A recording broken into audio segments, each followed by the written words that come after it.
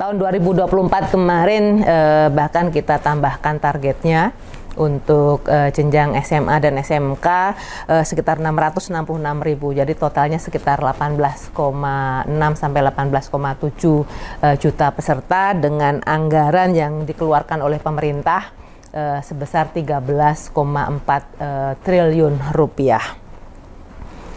Kita menggunakan data yang disediakan oleh Kementerian Sosial dan juga oleh yang sekarang Kementerian Koordinator Pemberdayaan Masyarakat untuk data pensasaran percepatan penghapusan kemiskinan ekstrim. Kalau yang dari Kemensos adalah data terpadu kesejahteraan sosial. Jadi sekolah mengusulkan anak-anaknya, kemudian kita padankan dengan data-data tersebut yang ada di situ, otomatis mereka layak untuk mendapatkan program PIP.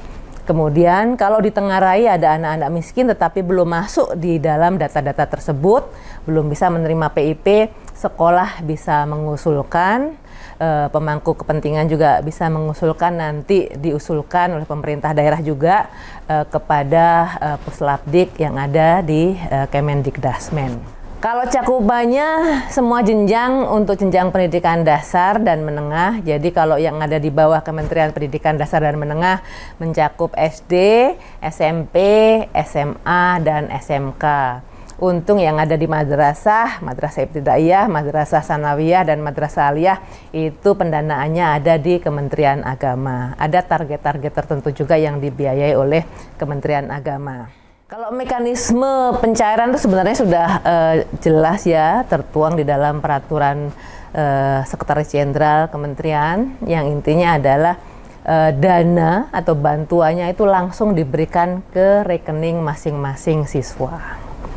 Jadi siswa yang bisa mengambil dana tersebut. Tapi ada dispensasi untuk pencairan untuk dilakukan oleh sekolah, oleh kepala sekolah jika anak-anak itu belum layak hukum, usianya belum mencukupi untuk memiliki mengambil sendiri, itu bisa dilakukan secara kolektif oleh sekolah dengan surat kuasa, baik itu kuasa oleh siswa maupun oleh orang tua, apalagi yang tempatnya ada di daerah tertinggal yang di situ belum ada perbankan.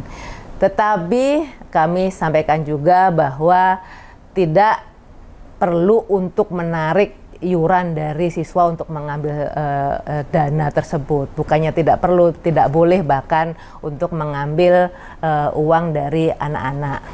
Tetapi sekolah bisa mengambil dari dana BOS untuk operasional ketika nanti kepala sekolah atau guru ditugaskan untuk mencairkan dana ke misalnya ke kecamatan yang ada banknya, itu dimungkinkan mengambil dana dari dana BOS tersebut.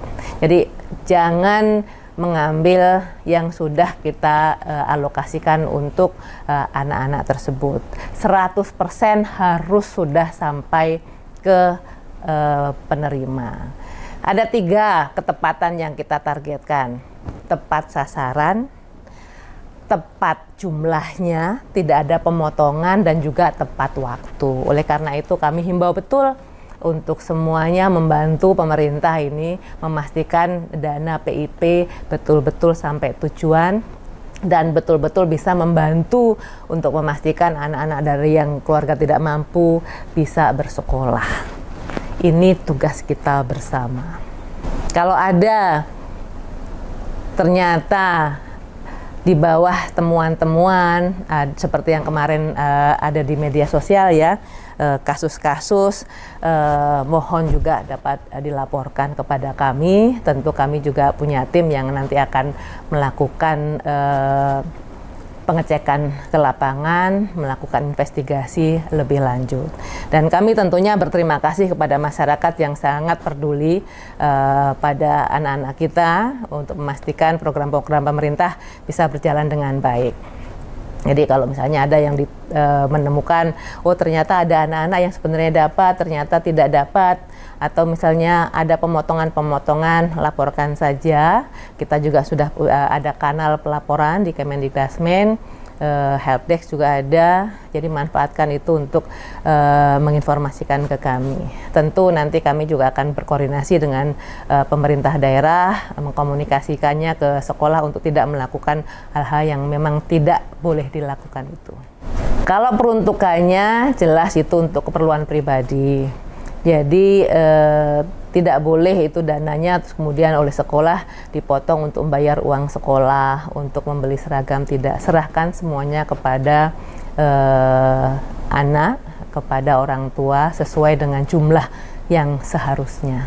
Kalau ditanya hukuman apa yang akan diberikan bagi oknum kepala sekolah atau guru yang melakukan penyelewengan dana PIP, tentu berdasarkan pengaduan masyarakat atau dari yang lain, Kemendikdasmen berkoordinasi dengan Inspektorat Daerah dan juga Dinas Pendidikan untuk turun ke lapangan untuk menggali data dan informasi apa yang terjadi sebenarnya.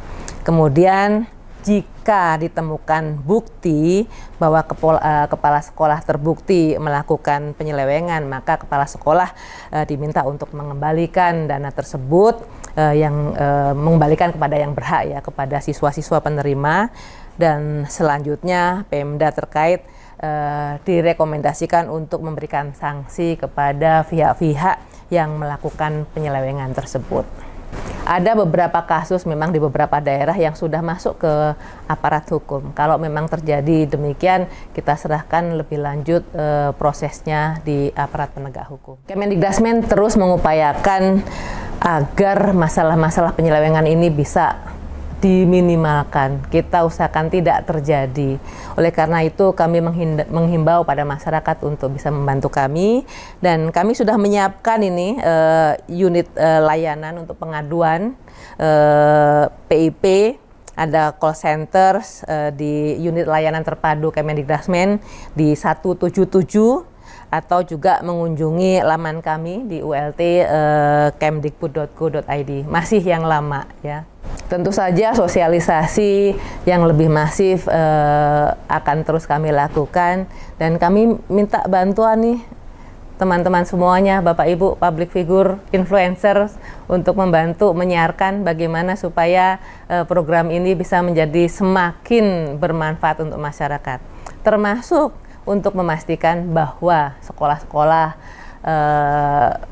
mengumumkan siapa saja penerima PIP setiap tahunnya. Itu wajib tuh, ada di dalam regulasi kami. Sekolah memaparkan, mengumumkan di